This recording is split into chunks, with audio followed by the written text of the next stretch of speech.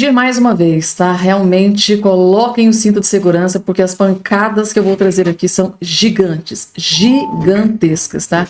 Já se preparem. O Alexandre de Moraes, ministro do STF, acabou de tomar uma decisão aqui, neste exato momento, sobre Jair Messias Bolsonaro, tá? Após a divulgação, né, da delação, né, dos áudios, dos vídeos, da delação do Mauro Cid, o Alexandre de Moraes acabou de tomar uma decisão sobre Jair Messias Bolsonaro aqui, neste exato momento, e pegou o Brasil inteiro de surpresa. Vou trazer segurança, é isso que eu disse para vocês. Realmente é uma pancada atrás da outra que eu vou trazer nesse vídeo. Notícias urgentíssimas, gravíssimas, que foram divulgadas, notícias fresquinhas, que acabou de sair do forno. Já vim aqui correndo atualizar aqui todos vocês, gente, tá? E além dessas, vou trazer outras informações. Rapidamente, só não esqueçam de se inscrever no canal, ativar o sininho das notificações e compartilhem, gente, tá? Explode esse vídeo o máximo possível que vocês puderem, dada a gravidade e a importância das informações que eu estou trazendo aqui nesse vídeo a partir de agora. E agora, gente, o advogado do Bolsonaro, esse aqui que está aparecendo, ele concedeu uma entrevista agora há poucos instantes para Globo News, tá? Eles são rápidos, tá? Eles conseguem ele rapidamente. E ele disse que vai pedir, depois de ter acesso a esses vídeos, gente, do que aconteceu com o Mauro Cid, eles vão pedir para que essa delação seja anulada. O advogado do Bolsonaro acaba de dizer, após ter acesso aos áudios e aos vídeos, como esse que eu acabei de colocar aqui para vocês, eles vão pedir a anulação de tudo. Mas para vocês entenderem, assista esse vídeo que logo em seguida tem mais um dele falando sobre esta anulação. Veja só. Eu li 2 vezes a denúncia, sou leigo, o que é até melhor, né? Já que se trata de uma história, como o senhor muito bem. É um encadeamento de fatos, é como uma corrente, que um elo vai se ligando ao outro. Mas essa denúncia, esse contar de história, não se dá com base em testemunhos, em depoimentos, se dá com base em fatos. O senhor não achou que esses fatos levam a uma tentativa de golpe de Estado? Inclusive a reunião de embaixadores, por exemplo, entra no contexto de construção de uma mensagem de que as urnas não são confiáveis, portanto o Lula não é o presidente legítimo, que desemboca em 8 de janeiro. Então, o senhor não concorda que esse contar de história tem muito mais substantivo do que apenas testemunho? Não, eu com todo respeito, e sou o primeiro a dizer que nós temos que admitir o contraditório, Otávio, eu não concordo. Primeiro, o presidente Bolsonaro critica a questão das urnas, não foi em 2021, 2022, desde o tempo que ele é deputado. A questão das urnas, nós sabemos que o Congresso aprovou a questão do registro impresso. Foi vetado, o Congresso derrubou o veto. Seria essa uma medida antidemocrática? Esse é um recado que nós estamos passando, que incentive um golpe de Estado, porque as pessoas, na maioria do Congresso que representa a população, disseram não confiar na questão das urnas eletrônicas e queriam registro? Então, eu não concordo. Uma coisa é crítica, outra coisa é participação em delito, é execução de golpe de Estado. São coisas absolutamente diferentes. E também não concordo, com todo respeito, também não concordo que nós estamos falando de fatos independentes. O cerne da acusação está baseado, a acusação está baseada, sim, na delação do Cid. É que, na verdade, a denúncia deu uma disfarçadinha nisso. Por quê? Porque, na verdade, essa delação, como todos nós sabemos, né, é uma delação que contraria as normas mais elementares. Em primeiro lugar, o delator apresentou uma versão, apareceu na Veja áudios que ele próprio confirmou, questionando a sua própria voluntariedade. Ele questiona a sua própria voluntariedade e ele se comunica com o terceiro vazando a delação. Aí vai a autoridade e pergunta para ele assim, mas escuta, quem era o seu interlocutor? E aí ele responde assim, não lembro, pode ser meu primo, minha prima, meu tio ou minha tia. Isso não é piada, ele disse isso. E todo mundo fingiu que não aconteceu nada. A delação não foi rompida, ele quebrou a delação naquele momento. Aí nós vamos mais adiante. Chega um relatório da Polícia Federal que diz que ele mentiu. Vocês estavam agora com os vídeos. E ele mentiu. Mentiu e se contradisse. Isso é o que disse a Polícia Federal. Aí vem, efetivamente, o Procurador-Geral da República e pede a prisão dele. E diz que ele descumpriu o acordo, apontando a cláusula do descumprimento. Ele pede a prisão e determina a rescisão do acordo. E aí o que aconteceu? O ministro determinou uma audiência. Uma audiência para salvar a delação. Já que eu estou aqui na Globo, a pergunta é, pode isso, Arnaldo? Pode marcar uma audiência para salvar a delação? Essa é a pergunta que tem que ser feita. Outra pergunta, pode dizer para o colaborador, desculpa, eu só vou concluir, pode dizer para o colaborador, o juiz da causa, pode dizer que se ele não falar a verdade, ele vai ser preso e perde a imunidade para sua filha, para sua mulher e para o seu pai?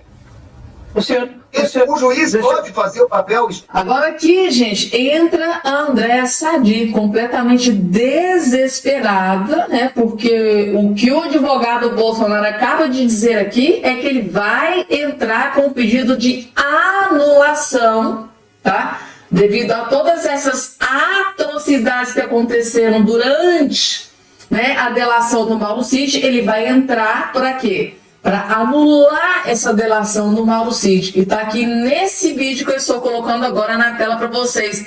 Este aqui é o exato momento em que o advogado do Bolsonaro, tá? Advogado de Bolsonaro vai pedir a anulação da delação de Mauro Cid e dispara. Cadê os juristas? Cadê os advogados que criticaram a Lava Jato? Ou seja, cadê aqueles que criticaram a Lava Jato? Tudo que aconteceu... Cadê eles agora? Porque uma das maiores aberrações estão acontecendo agora. Tá aqui o momento, gente. Vejam só. O senhor vai pedir a anulação da delação do Cid? Andréia, deixa eu dizer uma coisa para você. Evidentemente que sim. O surpreendente é que eu tenha que pedir a anulação. E o mais surpreendente... é que é o seguinte, como eu disse, nós estamos tratando de um processo de golpe de Estado que seria um golpe no Estado democrático, um golpe na democracia. Mas, curiosamente, quando nós estamos vendo o que se sucedeu a respeito dessa delação, cadê os juristas? Cadê os advogados que criticaram a Lava Jato? Qual é o recado que nós vamos passar para o país admitindo uma delação como essa? Não se enganem, a jurisprudência do julgamento do Collor influenciou o Brasil por 20 anos. Essa também vai influenciar. Então, nós precisamos ter cuidado, porque é grave o que está acontecendo. E como é grave, gente. Depois que eu tive acesso aqui a esses vídeos da delação do Mauro Cid, eu não fazia ideia da gravidade de como tudo foi conduzido. Eu vou ser muito sincera e honesta com todos vocês. Às vezes a gente, né, reclamava, nossa, o Mauro Cid está entregando, está entregando o Bolsonaro, cabeça do Bolsonaro de bandeja na mão da PF, do Alexandre de Moraes. Mas, pessoal, se a gente for se colocar no lugar do Mauro Cid, com aquela pressão que ele tá... Na verdade, que a gente pode interpretar como uma tortura, gente. Aquilo ali foi uma tortura. Assim, né? Abre precedente pra gente interpretar como se fosse uma tortura. Ou você fala, tá? Ou você vai preso. Entra no meio também seu pai, sua esposa, sua filha. Meu Deus do céu! Imaginem o terrorismo psicológico que passou aquele homem naquele exato momento. Aí remete àquela fala de tortura do Gilmar Mendes que eu coloquei lá no início do vídeo aqui para todos vocês. Aí, gente, tá? Vocês viram aqui que a Andréa Sadi parece que ficou meio preocupada, né? Pô, vai entrar com um pedido de anulação contra a delação do Mauro Cid, porque a PGR, né, denunciou o Bolsonaro praticamente utilizando essas delações do Mauro Cid. E aí, se for tudo anulado? Tem muita gente aí já preocupada. Durante aqui o intervalo comercial, a produção rapidamente resgatou alguns vídeos para a gente fazer aqui uma comparação em tempo real com a nossa audiência, rememorando um trecho da delação premiada do Marcelo Odebrecht durante a Operação Lava Jato. Para o nosso controle, nós provisionamos então 35 milhões de reais desse saldo exatamente na conta amigo, que seria, na época, eu nunca conversei com ele que era para necessidades pessoais do Lula, mas na época era para o projeto político do Lula, Instituto Lula, seja lá o que for, qualquer demanda que viesse de Lula estaria englobado nesses 35 milhões. Agora é a vez a gente acompanhar um trecho da delação do Joesley Batista, da JBS. Duas fases, teve a fase do presidente Lula e depois a fase do presidente Dilma. Na fase do presidente Lula chegou acho que uns 80 milhões de dólares, depois na Dilma chegou nos 70, ou ao contrário, 70 na do Lula, 80 no da Dilma. Na mesma conta? Eu abri duas contas, tudo conta minha. Mas você já tinha conta ou abriu especificamente para deixar o dinheiro do Guido lá? Eu já tinha, eu chamava, eram umas continhas que não tinha pra gente nada lá, eu que controlava e tal. Eu tinha uma, eu comecei a usar, aí depois eu abri outra, foi quando a presidente Dilma ganhou. Bom, agora a gente revê mais uma vez o trecho ali do ministro Alexandre de Moraes com o tenente-coronel Mauro Cid. Por que fiz esse breve resumo? Porque essa audiência foi convocada como mais uma tentativa de permitir ao colaborador que preste as informações verdadeiras. Já há o pedido da Polícia Federal, já há o parecer favorável da Procuradoria-Geral da República pela imediata decretação da prisão, do retorno à prisão do colaborador. Então, aqui é importante, e exatamente por isso, a fim de possibilitar uma reflexão maior do colaborador com seus advogados, para que esclareça omissões, contradições na sua colaboração, sob pena não só da decretação de prisão, como também da cessação da e consequente rescisão da colaboração, e eventual rescisão englobará inclusive a continuidade das investigações e responsabilização do pai do investigado, de sua esposa e de sua filha maior. Eu gostaria de saber se o colaborador está plenamente ciente das consequências da manutenção dessas omissões e contradições. Sim, senhor. Então, Cristina, vamos transcrever. Piotr. A imagem do Gonê estava congelada, acho que ele não estava ouvindo nada disso. O Procurador-Geral da República ouviu tudo isso e não se manifestou? Em que pese o fato dele ter defendido a prisão, mas a forma como o juiz estava tratando... pedir a prisão do juiz. Pois é, o procurador tinha que pedir parece que a imagem está congelada, ele está olhando para baixo e não se mexe, e eu estou imaginando que tenha sido um problema técnico. Não foi, né? Mas enfim, a gente só fez uma comparação aí. Nos dois casos anteriores, alguém ali estava pressionado, alguém ali estava tenso. Não, estava contando tudo que sabia. Porque esse é um acordo de delação premiada. Conta tudo que você diz, tudo que você sabe, o juiz vai lá, posteriormente analisa se as informações são válidas. Se são válidas, você ganha o benefício da delação premiada. Se não são válidas, acabou. Não se pressiona, não se manda prender. Tortura, segundo a lei aqui, 1997, 7 de abril de 1997. Constitui crime de tortura. Constranger alguém com emprego de violência ou grave ameaça, causando-lhe sofrimento físico ou mental, com o fim de obter informação, declaração ou confissão da vítima ou de terceira pessoa. Lei, 1997. Lei aprovada no Congresso, sancionada pelo presidente à época. Nós estamos falando de coisa séria. Esse é o ponto. E o campeão, um dos campeões brasileiros de cinismo, Gilmar Mendes, que piora com a idade, né? É o decano aí, cada vez passa o tempo, ele vai piorando.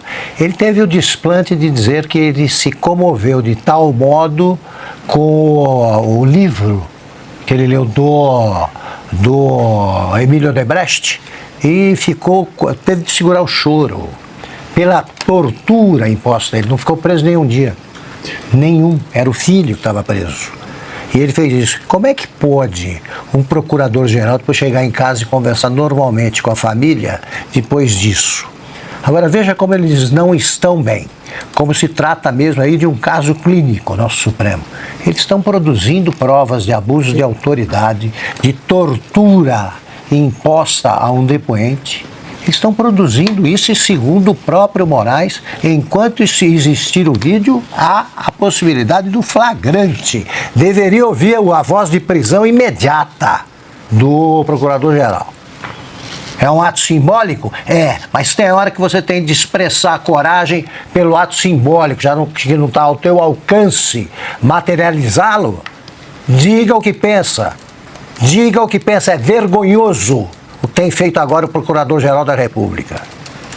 O Procurador-Geral da República, o Paulo Gonê, incluiu na denúncia contra Jair Bolsonaro acusações de crimes que a Polícia Federal não sustentou no relatório de investigação sobre a suposta tentativa de golpe em 2022.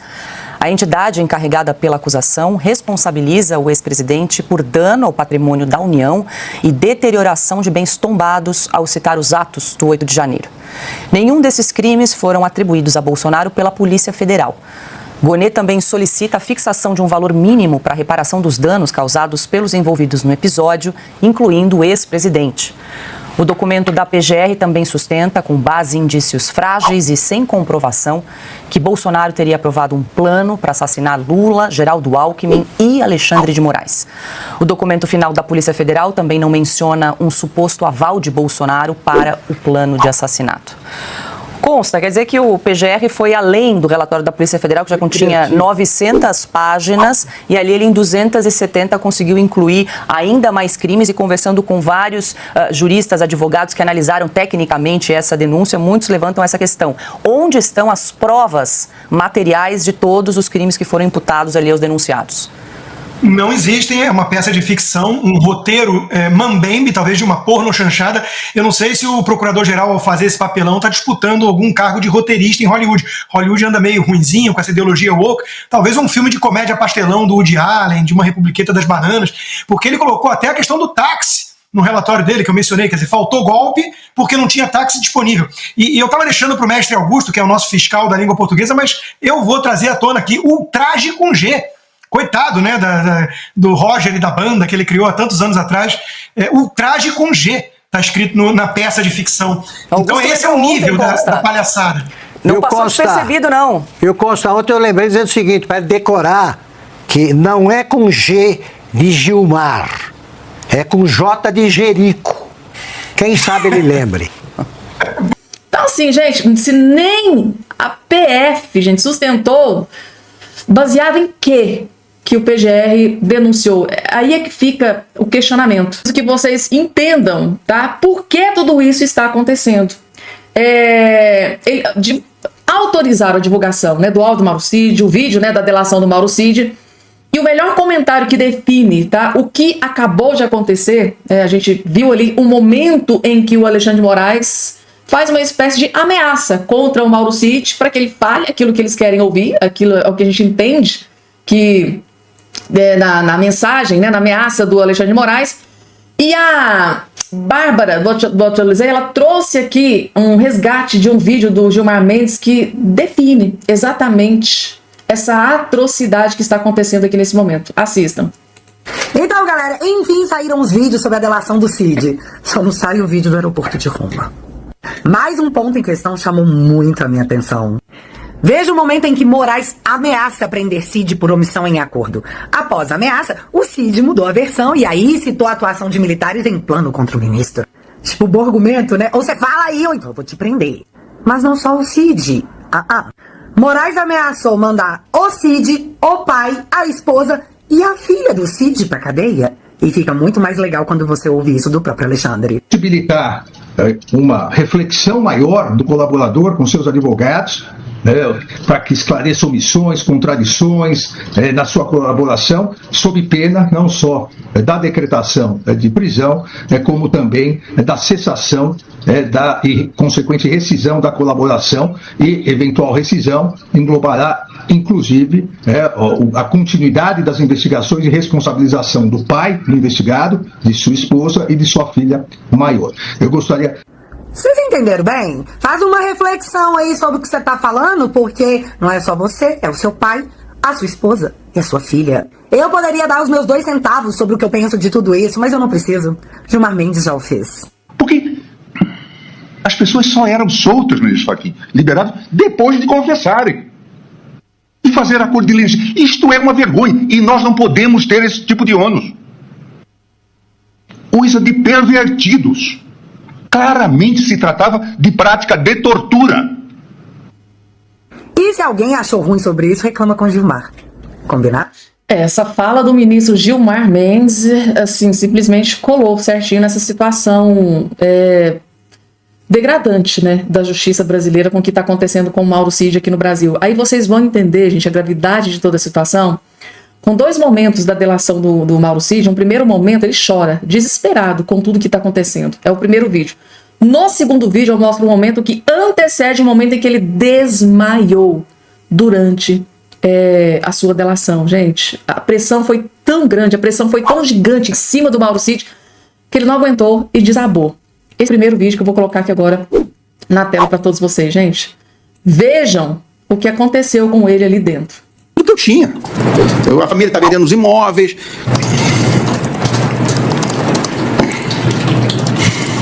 Eu não tenho minha carreira mais, coisas que são pesadas pra gente. E como eu não tenho nem pra onde sair, eu não posso sair, a imprensa tá atrás, e nem mais direito a conversar eu tenho, porque se eu desabafo com um amigo, se eu grito com um amigo, no outro dia tá na imprensa. Então, mais ou menos, tá. Tem um copo d'água? Não, tá bom. Tu aceita um copo d'água como foi oferecido para o senhor? Acalme-se e continuamos com calma. Relaxa. Relaxa um pouquinho. Chocante, gente. Chocante o que aconteceu com o Mauro Cid durante essa delação. O Mauro Cid, a gente tem que trazer as informações a respeito disso, né? O tenente-coronel Mauro Cid afirmou que a ex-primeira-dama, Michele Bolsonaro, incentivou a tentativa de golpe para impedir a posse de Luiz Inácio Lula da Silva. Segundo ele, Michele e um grupo de aliados da ala mais radical do governo pressionavam Jair Bolsonaro de forma ostensiva, segundo o Cid, para que ele aderisse ao plano. As informações constam na colaboração premiada do ex-ajudante de ordens que teve o sigilo derrubado ontem pelo ministro do Supremo Tribunal Federal, Alexandre de Moraes, informação que nós trouxemos aqui na Hora Verde Brasil de primeira mão. Segundo o Cid, entre os integrantes desse grupo estavam o ex-ministro do Trabalho e Previdência, Onyx Lorenzoni, o senador Jorge Seif, o ex-ministro do Turismo, Gilson Machado, o senador Magno Malta, o deputado federal Eduardo Bolsonaro, além do general Mário Fernandes. A delação diz o seguinte, abre aspas, o general Mário Fernandes atuava de forma ostensiva, tentando convencer os demais integrantes das forças a executarem um golpe de Estado. Compunham também o referido grupo a ex-primeira-dama Michele Bolsonaro. Tais pessoas conversavam constantemente com o ex-presidente, instigando a dar um golpe de Estado. Fecha aspas. Os defensores da ruptura institucional acreditavam que Bolsonaro teria respaldo popular para permanecer no poder e que, ao dar a ordem, contaria com o apoio dos CACs, os colecionadores, atiradores e caçadores. Léo. Quero ouvi-lo, Borgo, por gentileza. É inacreditável. Eu fico imaginando se eu posso chamar essas pessoas que coagiram, né, o Mauro Cid de pervertidas. E ao final do meu comentário, vocês vão entender o porquê, tá? Léo, por que trazer a Michele Bolsonaro para esse discurso, para essa narrativa? É uma provável candidata ao Senado em Brasília e também tendo o seu nome sugerido como possível candidato a presidente da República, óbvio, candidato a Bolsonaro, mas o seu nome também tem sido cogitado. Então, o mecanismo, né, acredito que eu possa chamar de pervertidos, trabalham para eliminar qualquer pessoa que tenha ali a chance de ser senador.